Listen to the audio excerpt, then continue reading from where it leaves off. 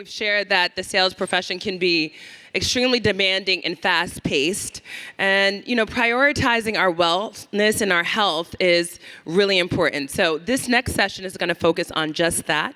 You're going to hear from sales professionals and leaders from across different categories about what it takes, and they'll share their personal stories and testimonies around how to actually focus on this while having a high-pressure job. So we'll gain insights around work-life balance, if there is such a thing. I like to say there's harmony, more so than balance, stress management, which we all need. Continue the conversation about nutrition and fitness and cultivating overall well-being, because I like to say it's important to have an integrated, whole being wellness solution. So let's get to it. I'm excited to invite to the stage, let's roll that just a little bit more, Dr. Sophia George, Associate Director of Sylvester Comprehensive Cancer Center, Associate Professor in Gynecology and Oncology, to moderate this panel. Come on up, Dr. Sophia. Thank you.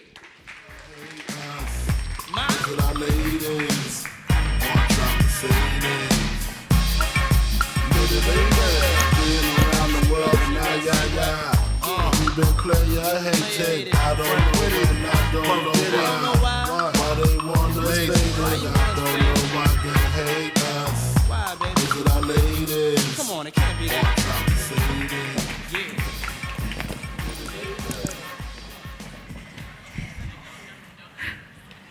So good morning, everybody. We're following a really wonderful session this morning. And so I want to introduce my panelists first. So my name is Dr. Sophia George, but I want to introduce to my left, Veronica Spencer, who is the Senior Area Business Leader at Novartis Oncology. And then Simmone Taitt, who is the founder of Poppy Seed Health. And last but not least, Ashley Manx, who is the Senior Vice President, Revenue, Group Black. Hi. Okay.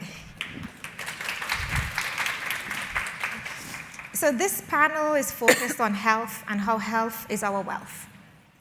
We will hear from our esteemed sales professionals on their wellness journey. And these are senior leaders on this panel who have experience dealing with high-pressure situations, managing teams, and determining how to get the most out of their work and health balance. So first, a little bit about myself. I am the Associate Director of Diversity, Equity, and Inclusion and at the Sylvester Comprehensive Cancer Center in Miami. I'm also an Associate Professor in Oncology. And a lot of my work is focused on studying breast and gynecologic cancers in Black women. Obviously, I'm also in a leadership role, and I will lead with asking questions of these ladies based on their experiences with their health. Okay, so the first question that I'm going to ask is, and I'll point to Simmone, if that's okay. So can you share some examples of the specific wellness practices or routines you follow to take care of your physical, mental, and emotional health? Well, good morning, everyone. I know that we're all here in Ophelia, but if it's the one thing I know is that you can't keep a good saleswoman down, right? So I'm happy to be here with you on this Saturday morning. So I have to be honest, because I didn't know how to take care of myself for a long time. I started my career in tech sales before it was cool. This was 16 plus years ago now. And I was a road warrior. I was on a plane every, 7 to 10 days, different time zones, seeing different people, having to be on, right? We know what that means. Having quotas to meet, and then as I started to really get other opportunities from being an individual contributor to then becoming a manager, the wellness got worse for me. Mm-hmm. There was a time in my late 20s when I had at the time I didn't even know what it was, but let's just say, a very long story short, as they wheeled me embarrassingly off the airplane in a wheelchair, I had just landed in Chicago for a sales conference, a very big sales conference, SHRM. Maybe some of you know this conference. And I got into the back of the ambulance and I thought I was dying. Like, it felt like an elephant on top of my chest. I was just so confused about what was happening with my body, and I was very scared. He got me into the back of the ambulance on the tarmac and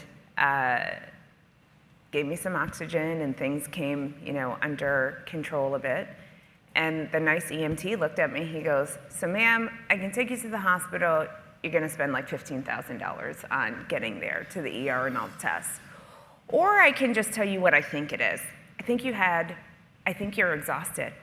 I think you had a panic attack or anxiety related. And you passed out on the plane mid-flight and they were, able to land, but I think you need rest." And it was at that point, so going into my 30s, and I'm 41 now, but it was then that I knew that the decades following for me, no matter what I was going to do in my life, I'm a founder and CEO now, but building in sales didn't mean that I had to not take care of myself. And I started picking up the practices. So I had to give you that backstory so you know what I do now. Even a decade later, I rest. I'm very serious about my sleep. And so I'm not a 6-person a night sleep. I 7. I need 8 hours solid. I shut everything down, even as a founder. I'm usually in bed no later than 9:30 or 10. I recalibrate on my sleep with friends 2 to 3 times a year because that's how serious sleep is for me. And I didn't realize that until that happened. I make sure that I'm moving, and I don't move every day. I mean, we're all moving every day, but what I mean is I make sure that I'm taking, calls on walks when I'm out, I'm trying to get some sort of like cardio in. If I'm not getting cardio, I'm always stretching my body, feeling my body, being really in tune with my body. And then the third thing, and I'm sure we'll get into this, is it was also right around that time when I was trying to figure out what was happening with my own hormonal health. And I have now spent many, many, many, many years doing things like IVF cycles. I have had plenty of surgeries, all of these things. And so what I realized is that I needed both my medical and my wellness side to come together for my own health in my own fertility journey, and learning so much about my body there. So I'm very in tune with how my body actually feels. And I make it a point to make a practice to do those check-ins as I go through my cycles every single month. Thank you, Simmone. I know Ashley has a similar story. Yes. And so if you'd like to share. I feel like it's going to be a similar pattern just from the industry that we're in and the pressures that we face, but very similar story. I was on a train and I felt my arms getting weak, and I was on my way to go to a meeting and told my boss, "Listen, something's wrong, I gotta go to the doctor." So went to a city MD, happened to meet an incredible physician that asked me 2 questions. She said, "Do you have a primary care doctor?"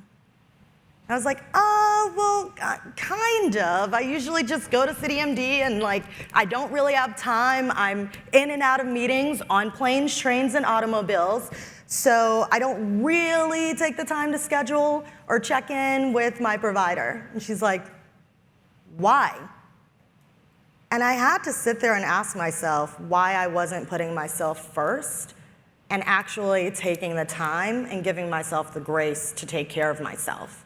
Because if I am not here, and if I am not 100%, how am I going to be able to provide for my family, do the things that I want to do? So the next thing that I did was I ended up booking with a new primary health physician who happens to be an internist. I went to an endocrinologist because they clocked it right away that I had some hormonal issues that I had to work through. And I finally got on track with my health, but this was just in 2017. So I had been bopping along, not being in tune with my body, not listening to all of these signals that I was getting, and not actually taking care of myself. And so being able to connect with everyone in this room today and make sure that everyone's starting their health journey and at least checking in with themselves, I'm really excited because I didn't have anyone in my network really talking about their health, talking about wealth.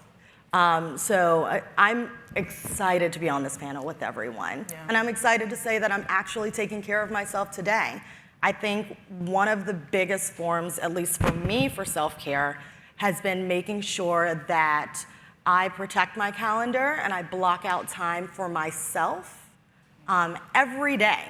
And that can be to achieve a professional goal or a personal goal. I also do loving kindness meditation to make sure that I'm giving back to myself, but I give myself that grace that, okay, you do one small thing a day that is connected to your health. You don't have to hurry up and do everything in your fitness journey or everything in your wellness journey. Start off with something small and then build up so that you don't get consumed or overwhelmed by trying to do every single thing. So I would say giving myself grace and giving myself time to reset and think and reflect every day has been a big part of my journey. Thank you for sharing. So, Veronica, I'm going to ask you a different question, but we're going to get to the same. Okay. So what initially motivated you to focus more on your personal health and wellness, even during the busiest times? Yeah. But before I answer that, I just want to thank all of you who are here, because obviously there's something that led you here that said, I want to learn more about wellness and health, and most of you probably are in sales. I've been in sales for a very long time, over 20 years. I've had some health challenges, but even with 2 major health challenges, it still didn't stop me and say, focus on yourself first. What led me to really start focusing on my body, my mind, what's most important to me before I can be the best for my team. I lead a very large team with Novartis Oncology, and I'm also CEO of an emerging technology company. So it's a lot going on there. But I will take you all back to 2018. I was #1, my team was #1 in the nation. We launched an amazing breast cancer drug that helped a lot of people, helped a lot of HCPs and institutions support patients in a different way. So it was a very emerging therapy. I always was there for my team and still am, always there for people development. Then something started crashing, you know. My sister was diagnosed with breast cancer earlier that year, and I have been the breast cancer guru in the family, so I started supporting her.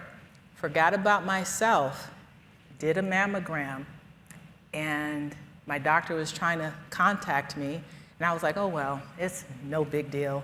And when she finally got to me, she said, hey, I've been trying to contact you. You have breast cancer. That was 2018, one of many amazing, successful years that I've had as a leader in my organization. I knew what I needed to do. I knew all about breast cancer, was treated. Still did not say, take care of yourself, watch your body, do your examinations. Flashback this year, diagnosed again. And that really said, stop. Stop and listen to your body. You can't be everything to everybody, but you can be something to everybody, but not everything if you're not for yourself first, right? It's so true. From there, when you think about your physical health, right? You can't forget about the mental health, because that's going to come into play. So I believe I started thinking about, okay, how do I live? How do I survive? How do I get through this? And getting through that also meant taking care of my mental health. It wasn't always working from 7 a.m. to 10 o'clock at night. I stopped. The tactics that you shared about putting time on your calendar, space for yourself, is very important. My team knows that my time, I have blocks of time. Don't connect with me then, unless it's an emergency. I also believe in taking those vacations, okay? Even vacations during times where if you don't have the money to go away, do a nice staycation and decide what is it that you want to do on your own time. I'm recently off of a 4-week sabbatical from work, took time to go to Antigua, have an amazing journey, yes, and that's a part of my self-care. Meditating every day, so that health emergency led me to where I am today. I meditate every day. I do guided meditation.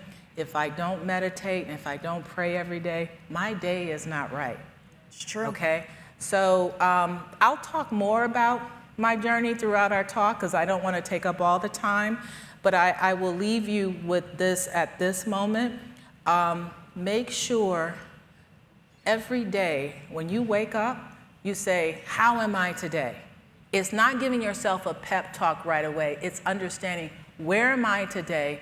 Then saying, here's what I need to do for myself today. Yes. Let me just also say that I am grateful to the CEO of the organization, Sister Simmone George, for having the foresight to put this panel together. We were talking earlier this morning, and we started seeing so many similarities. And so I'm a scientist. I'm not in sales per se, but we go through so many similar experiences as women in high-pressured positions as we try to grow and excel and be the best. So I will pivot a little bit and talk about our teams. So we lead teams. Mm-hmm. What are some of the things that we're doing to, now that we know that health and wellness are very important factors in being able to be productive, quite frankly? What are we doing with our teams? So I'll start with you, Ashley. Of course. So the way that I approach leadership is that I'm a place of support. I check in with my team and I ask them, how are you feeling today? What can I take off your plate so that you can be a more successful person? And all I ask in return is that there is that transparency and honesty to be able to help you. Recently, there was a lot going on as we prepared for Q4, and I could tell that something was going on with a couple of members on our team. And it was that there was just way too much on their plates. I don't think that it is a sign of weakness to delegate, to raise your hand and ask for help. You should feel comfortable doing that and push your leaders to be more empathetic towards that. So as a leader, I know that it is my job to set the tone with the team, to be able to come to me and to raise their hands when they need me, or I understand if they're good and they can continue going on. I also make sure that my team takes vacation and takes mental health days. As long as you are preparing the team and they understand what assignments they need to do, take that time off and do not answer your phone unless there's an emergency. So what I would say to any of the leaders or aspiring leaders in this room is a happy sales team, a healthy sales team is going to produce incredible results. I mean, we are more than 100% year over year, and that's because we check in with each other. So be honest, be transparent, and also make sure that you're prepared and giving your leaders the assignments that need to keep the business going, and take that break. You are not going to be any help to your company or your team if you're pouring from an empty cup. So please, please, please take your time. If you leave with nothing else, take the time to focus on yourself. That's a reason that we have vacation days. That's a reason that you have health insurance, hopefully. Use it. I was not as a new seller. And so what I'm trying to do is break that cycle. Thank you. So Veronica, what do you do with your team? Yeah, first of all, my team is everything to me. I'm very fortunate enough to have a team, very competitive in sales as salespeople, right? But the team that I have, they support each other. There's no backstabbing, so I'm very appreciative of that. And I'm very happy to say that my team, there's been so many petitions that have gone on throughout the years of, hey, don't ever, move Veronica. I'm like, I have to, be promoted at least soon. But they're like, they feel very comfortable and they feel very confident. And the thing that I do for my team is that something simple. I do a lot of things. When we have our call, I have a call every 2 weeks with my team. We start that call off, let's check in. Yeah. How are you doing? How was your weekend? What was special that happened in your life? It's not about business at that time. So I always do that check-in. I have a one-on-one with my team every 2 weeks. I'm always available for them, but every 2 weeks, and I say, this is your time, what's your agenda? Okay? So I do that.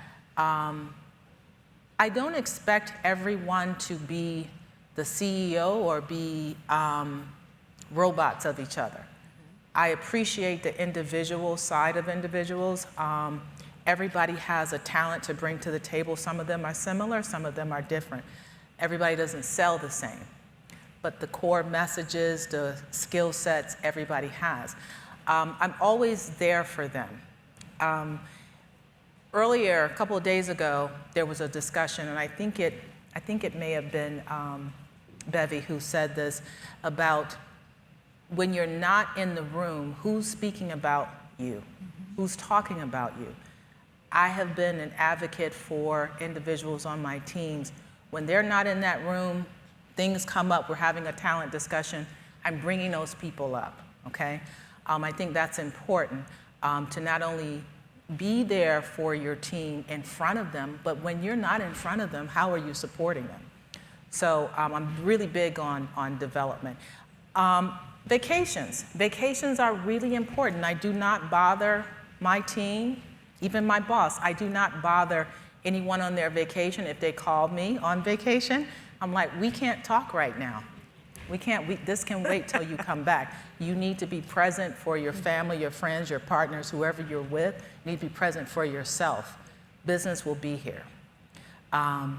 So those vacations are very important. I talked about sabbaticals before. So my organization, we're very fortunate to be able to have the opportunity to have 4-week sabbaticals if you've been with the organization for 6 years or longer.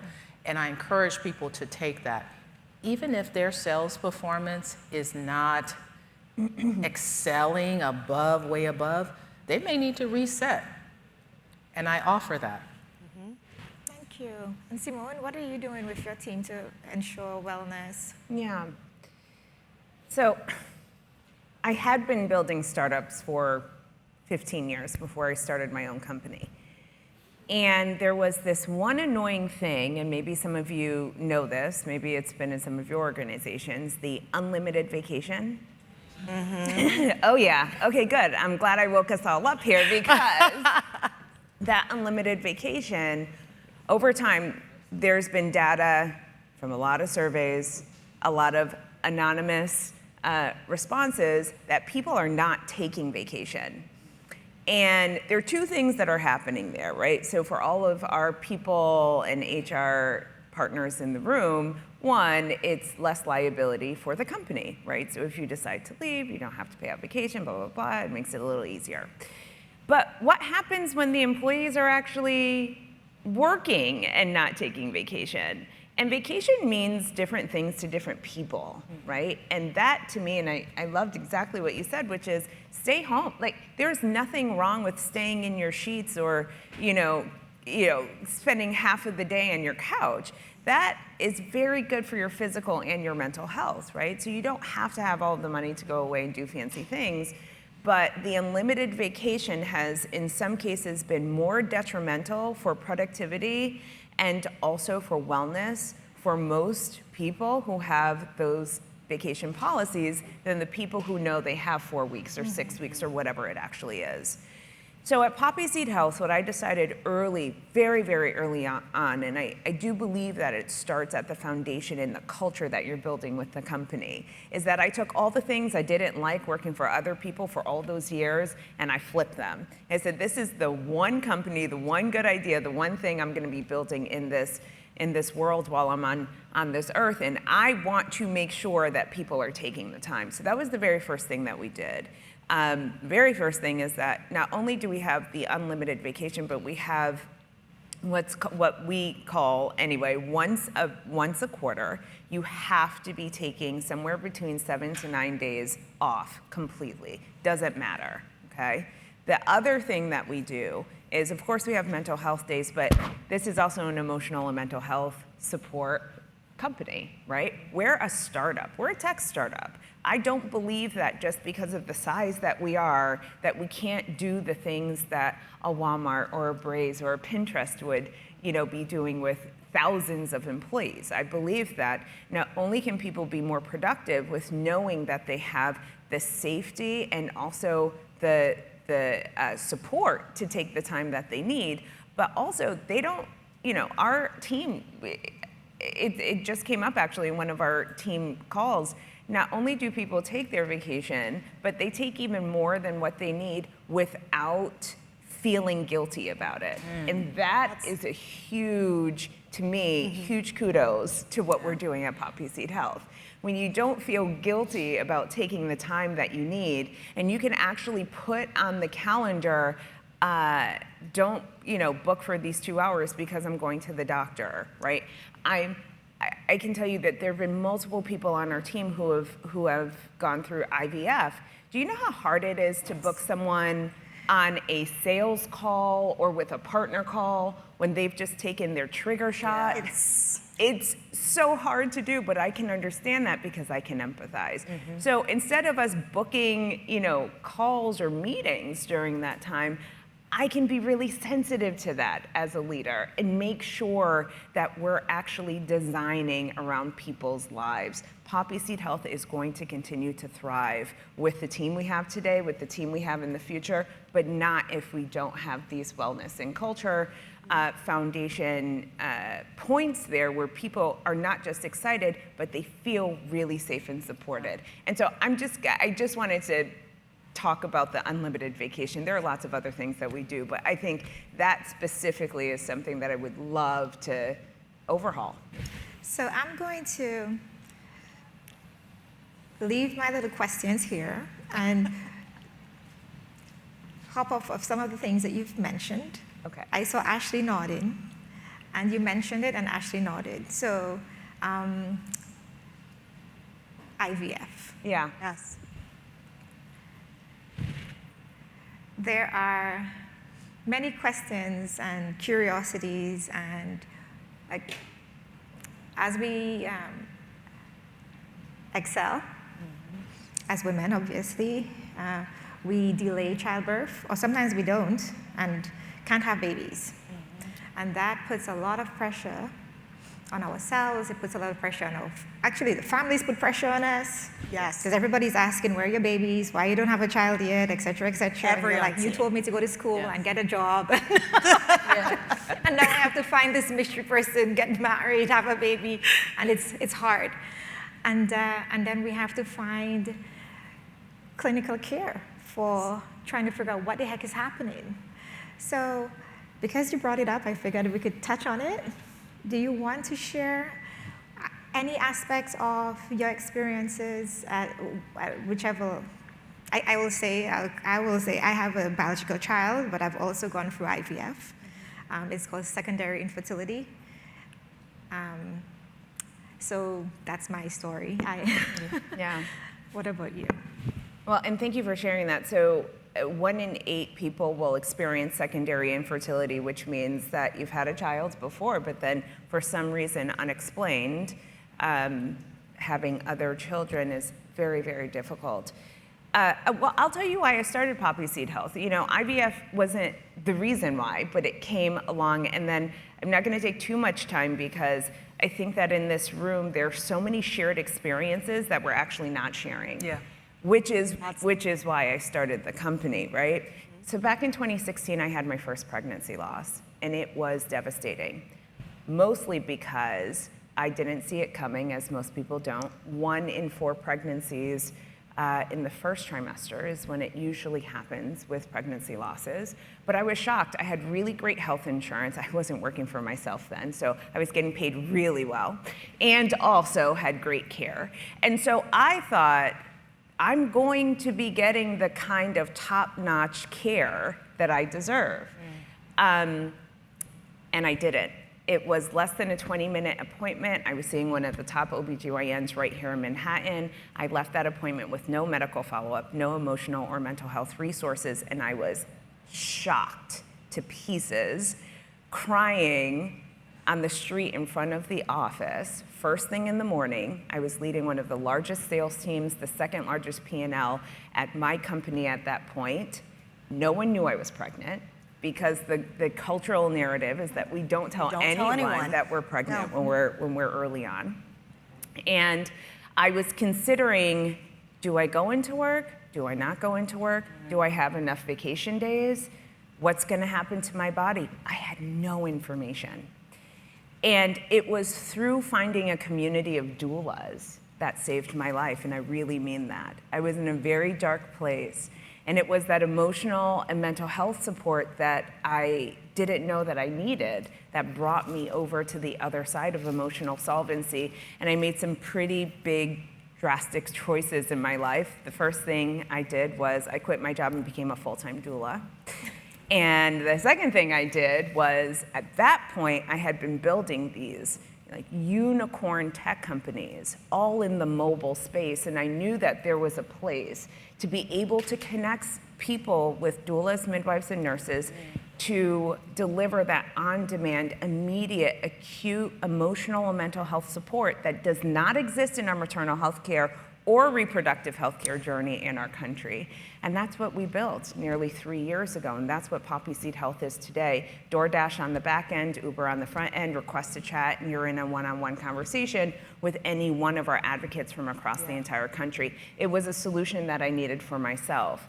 But at the time, and this is very selfish, I was at the very beginning of what would be a super complicated journey. Right? My first pregnancy loss was in 2016. I've had multiple since. And what came from all of those losses is other diagnoses. And this is the one point where I want to pause, because I think Ashley and I probably have this in common. Well, we do have this in common. A lot of us have this in common in ways, and that is, this is when I really had to start focusing on my body, because although I felt good on the outside, I looked good on the outside, I felt like everything was fine, what was actually happening on the inside with my own reproductive and hormonal health did not reflect what was happening on the outside. Yeah. And I did not, at the time, work for a company where I had some of these benefits to aggressively focus on getting myself well first and just getting the knowledge.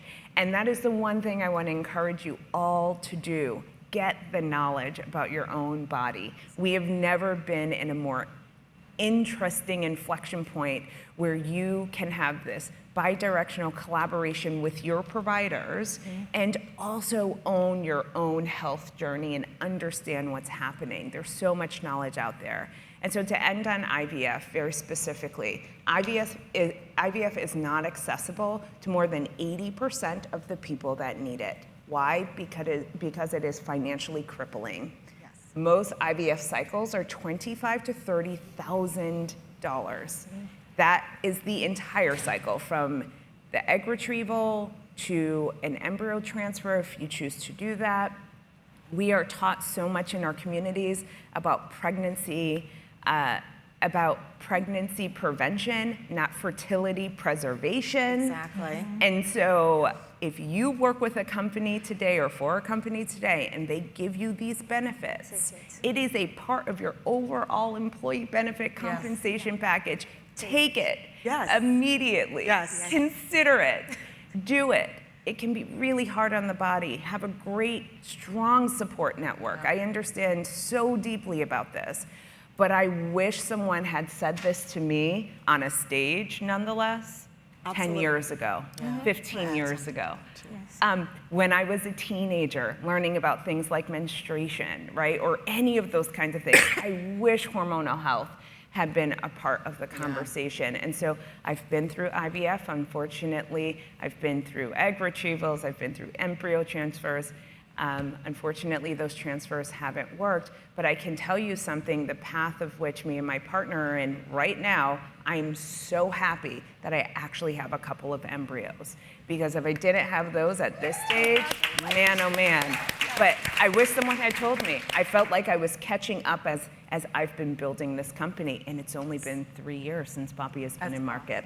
And Simmone, I think the key is that we weren't really talking about this. No. There wasn't like the ability, I guess people felt like there wasn't an ability to talk about it, or they felt shame. And honestly, there are so many of us who are going through our own fertility journeys that being able to lean on each other, being able to navigate just insurance in general was like a second job for me.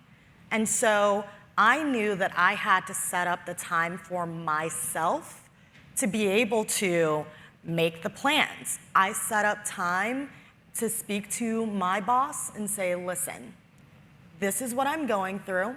From the hours of 5 to 7 a.m., I'm doing rounds every single day.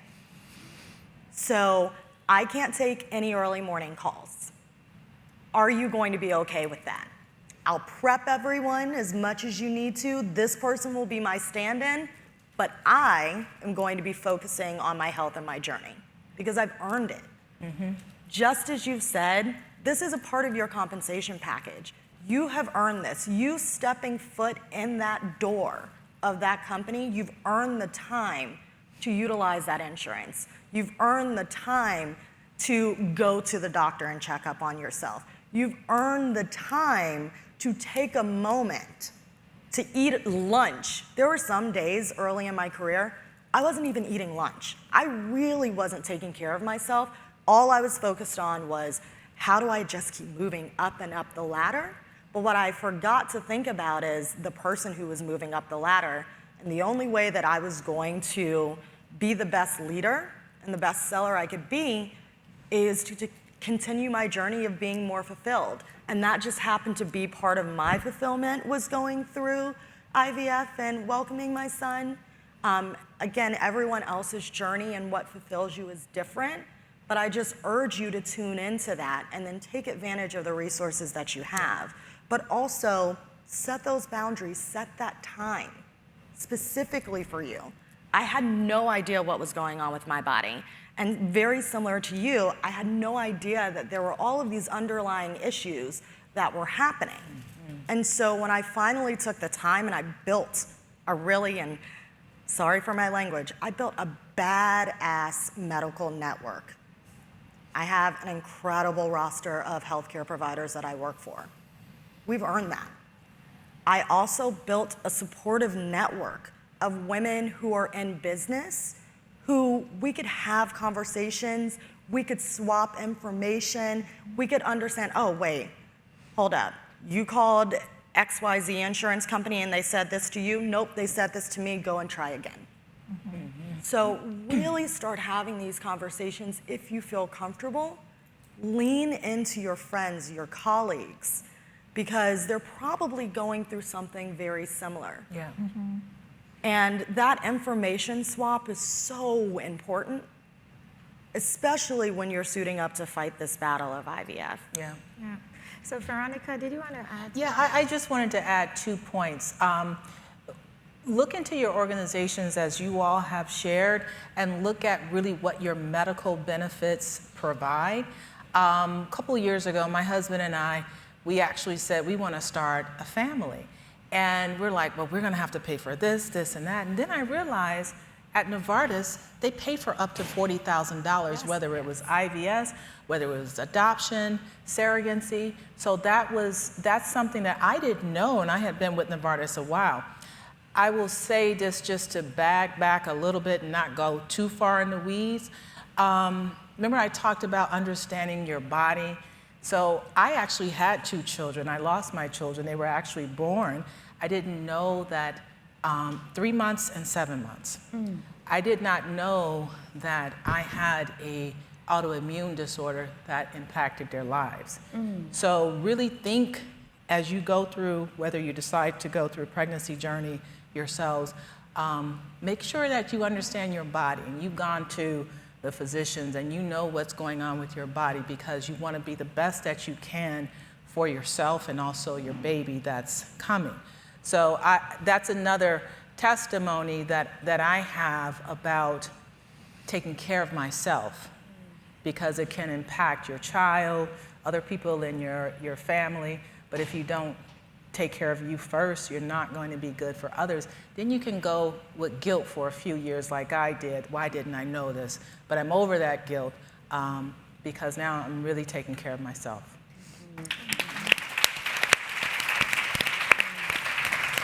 So well, the three of you have talked about mental health. So I will disclose that at one point I had 3 different types of therapists. Good for you. Good for you. That's Yeah, great. that's good. Yes. I had one for myself, I had one for my family, and I also had one specifically for my son because in 21 I was diagnosed with this early stage breast cancer. And actually I had her before, my own, but then we just needed more support. In addition to family support and friend support, more support. And so, what is your mental health practice? Do you have any external helpers? And it could be some people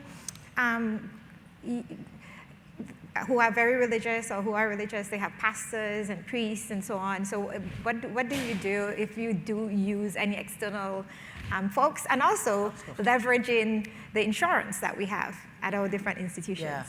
I will tell you,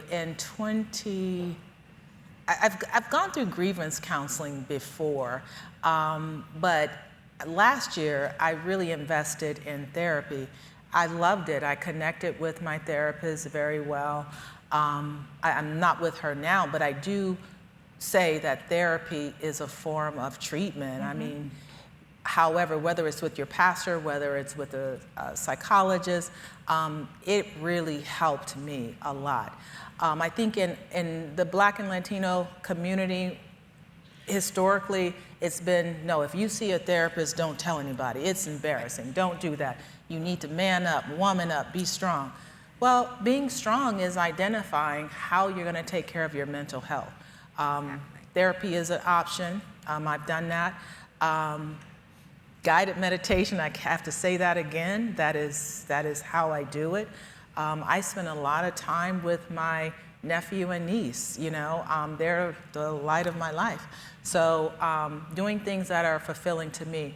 But the mental health part is very important, and setting boundaries. When you learn how to say no and learn how to say yes when you want to. So no is very important, and stand with it. Because that's a part of protecting your mental health. You can't say yes to everything and be whole to yourself. So learning to say no is mental health management. Yes. Ashley, do you want to contribute? I second that. Learning to say no, or no, but here's my stand-in. That is so important. If you have a solution because you can't do it or you don't want to do it, that's always going to reflect even better of being that prepared person.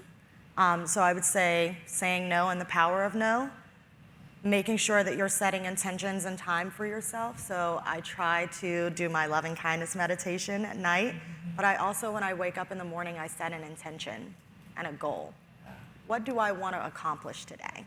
And again, doesn't necessarily have to be tied to business. It's tied to me as a person. How can I grow? And then last but most definitely not least, I work on breathing. Before a meeting, I do a grounding exercise. So you guys saw me before we walked. Before we walked out, I did a little bit of grounding. It just helps me to set myself up for the best success. So I would look into all sorts of practices, because sometimes you don't know what can work for you. And don't be afraid to try things, and maybe it doesn't work. Or if you find something that does, replicate it and keep utilizing it. But breathing, grounding techniques, meditation have been amazing. I think therapy is the best luxury on the planet. You get to talk about yourself for an hour to this person who No sits there judgment. and listens to you. You know, I find it to be a luxury. Being totally honest and naked. Yes. Yes, yes. Yes. Yeah. And they help you to work through your issues or your successes.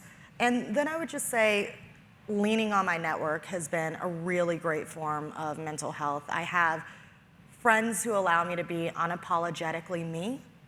And they really do help me to like have a sounding board to express how I'm feeling without feeling shame or guilt. So make sure that you have your network, your roster of friends, and make sure you're checking in with them too. Thank you. And Simmone, did you want to contribute? Yeah, sure. I mean, I started a mental health support company, right? I am not a therapist. I'm not a psychiatrist. I have no training in what it means to be a clinical professional. But I will share with you that just recently, and it's staying with me actually, especially as we start to build new products at Poppy, and that is, I had a woman who is in her late 60s. I'm explaining to her what we do at Poppy's Eat Health, and she's like nodding along. She really gets it. She is a mom, but she also had some losses in her life on her journey and the whole thing. And she just said to me very poignantly, yeah, but what is mental health, right? And I think that right now, especially in like the health and wellness boom, and you see so many solutions, so many things out there, what does mental health mean? And I had to take a step back and be very simplistic, and that is, I said mental health are your feelings.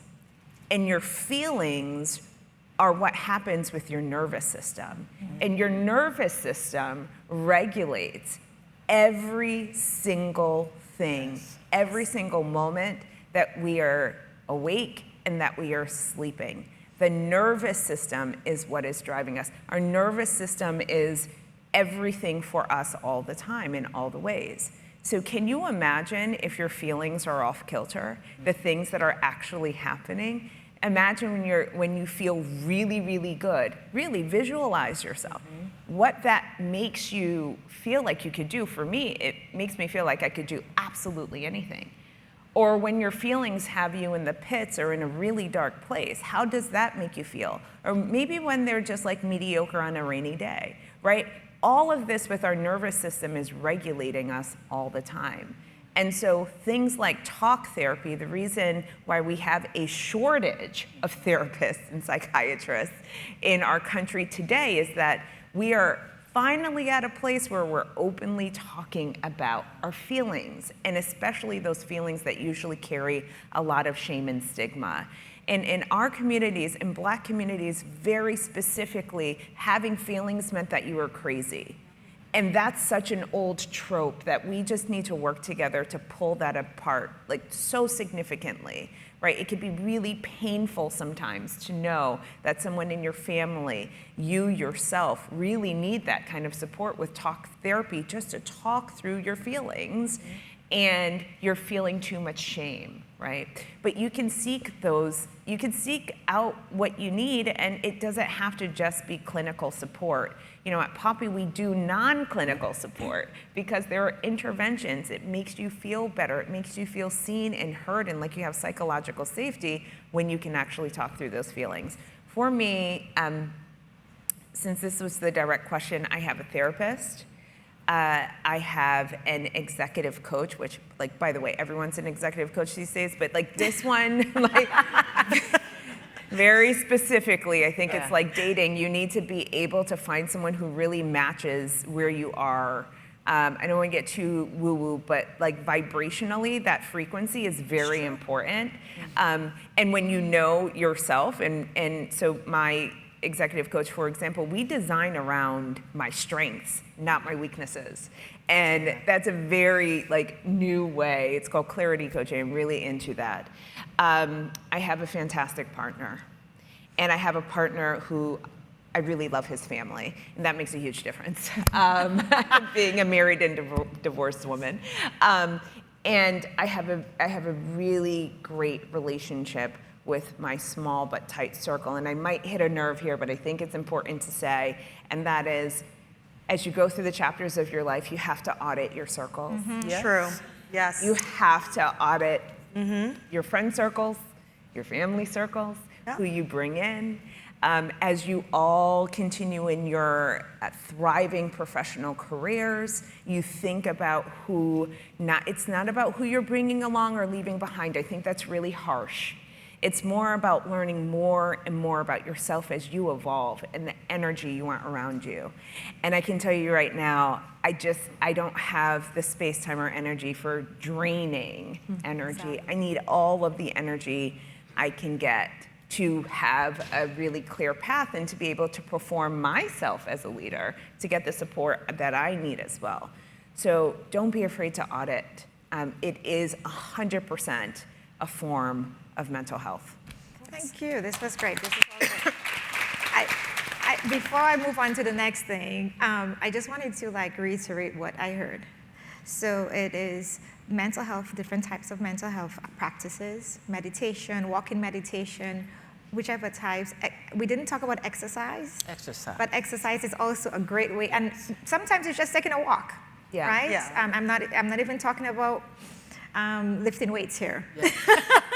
Very important. I'm just saying, sometimes taking a walk and getting some fresh air. Yeah. And then, if you have access, depending on where you are in your career, take advantage of that insurance. Yeah. And get a therapist. But also, there's a distinction between a therapist, a psychologist, and a coach.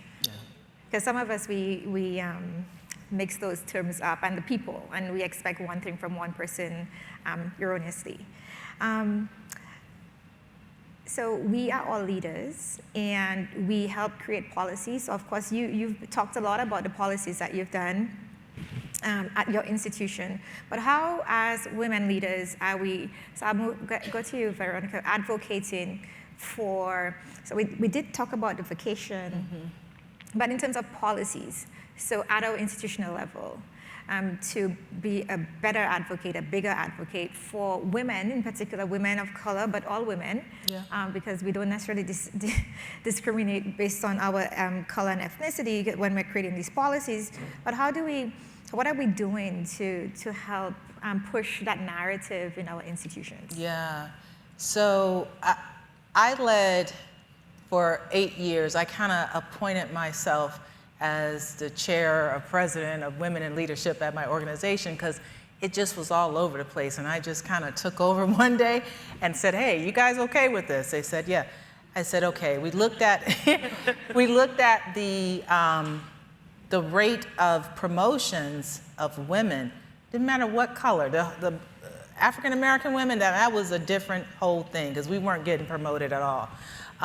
But women in general, we looked at the rate of promotions with women compared to our male counterparts was very low.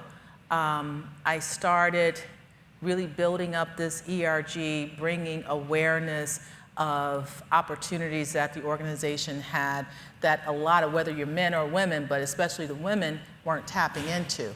So we actually I worked with P&O, our HR team, and pulled together a lot of resources, development, training, that our women in leadership who were members could participate in. I was a big advocate for that, was awarded several awards that I said, hey, no, this is the women in leadership team. We work together. I also am one that really looks at how my team is being developed. I have men on my team, I have women on my team. I like to talk to individuals and ask them, what is it that you want to do? I partner with individual women and men as well, but women, I partner with them. If you want to stay where you are, let's be the best that we can. And everybody has a one-page development plan that we do check-ins every month. Where are we on this development plan? Because I'm partnering with them. There was a situation at my organization where there was a question about how women wore their hair. And you know, the Crown Act and everything came into play. I'm a leader in my organization. I change my hair a lot. I have very long braids now. I don't care what anyone says. And I've advocated and I've actually talked to leadership about the different cultural styles, what we embrace, what we don't embrace, all throughout all cultures. And they said, thank you, let's continue this discussion. When the whole George Floyd situation happened, I had to be, unfortunately, I was one of few, not many, African-American women or people in the organization, and I had to educate everybody. So with that, it was educating on women's issues, issues of underserved communities. So I would say probably just to tie this in a bow, is being an advocate and partnering with women has been something that I've done consistently throughout my career. And now I think I've perfected it in a really good way, because the word partnership is really important. You can have a development plan, but if you're not partnering with the person that can advocate with you and making sure that they're your advocate, they're also your sponsor when you're not in the room, that's important. And that's actually helped change things at my organization. My organization a few years ago had a huge lawsuit where a class action of women got together. We can talk about it because it's public. There was a $167 million lawsuit that was won because women weren't getting promoted. So we kind of went back into that direction of not promoting women. So we resurfaced, hey, we don't want to go there again. So I've been an advocate for our executive leadership and having a quarterly meeting on how are we promoting women in our organization? How are we giving them those opportunities? Thank you. So we have 3 more minutes, and I want to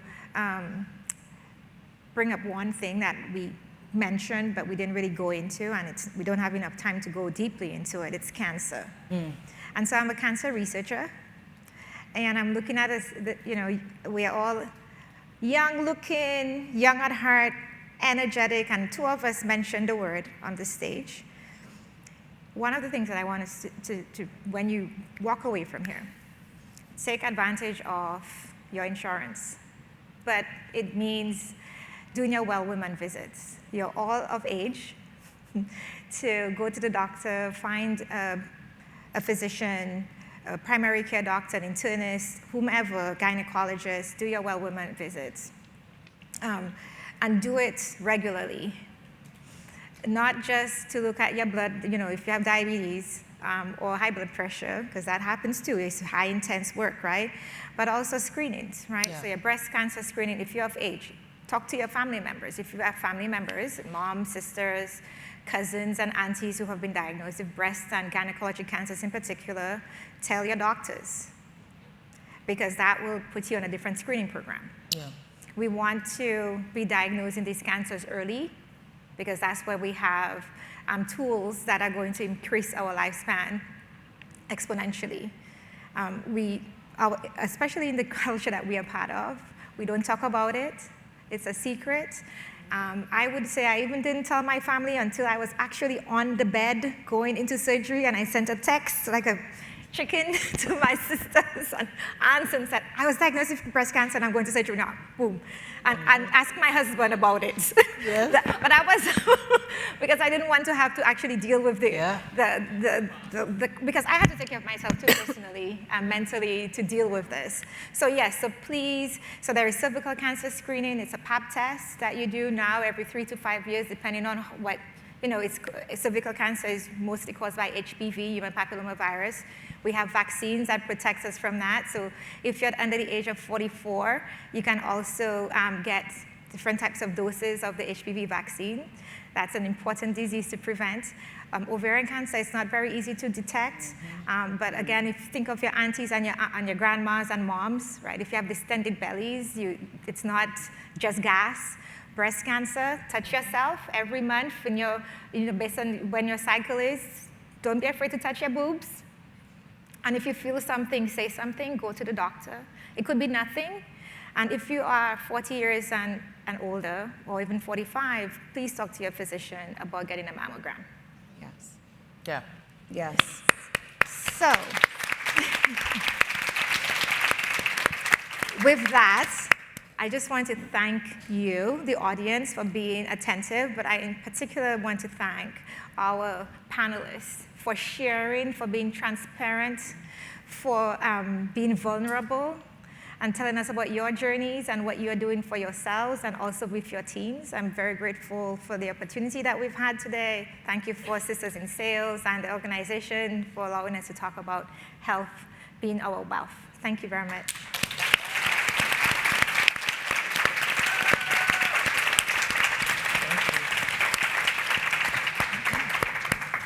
Awesome. I wish we could get a picture. Hey, want to switch? Oh, wait. There's a photo shoot about to happen now. That's okay. No, I want y'all photo shoot to happen. I love it. Let's give it up for this incredible panel. We talked about, yesterday, like the power of vulnerability and us being vulnerable, and oftentimes how, we have been trained to be so strong, right? But our vulnerability actually is a superpower. Thank you so much, ladies. Everyone is going to be fit now, for sure, right? Okay, I want to ask someone what wellness tip they took away. Everyone, why y'all do that? Every time I start looking at people, everybody go like this. It's like, Ty, don't look over here. I'm going to look right here. Come here, beauty. Yes, you. Come on, Katima. Come, Katima. What wellness tip did you take away, Katima? What was powerful for you? Oh, man, it was so much. But I think the greatest thing I took away was saying no as a complete sentence and not feeling guilty about it. We do serve others more than ourselves, and so I'm actually going to start being less to everybody else and more to myself. I love that. I love that. Katima, who's gonna be Katima's accountability partner? You. What's your name? Amanda, because she's saying yes, Katima. And I think it's so important. The not guilty part is the challenge for us, right? I've gotten really good at it because the thing that I've gotten to with that is to ask, am I going to serve someone else as much as I serve myself in this? And let me tell you, and I've had to say no to job opportunities when, it's like traveling too much or, I said, am I going to be able to serve myself in order to serve other people? And when I realized that it's taking me to a place of depletion, I realized that no is okay. And so that's how I released the guilt, because I was like, you know what, y'all, if I say yes to this, I ain't going to be no good for you. I'm not going to be any good for you. And so then you're able to take away the guilt, Katima, and say, love you, next time maybe.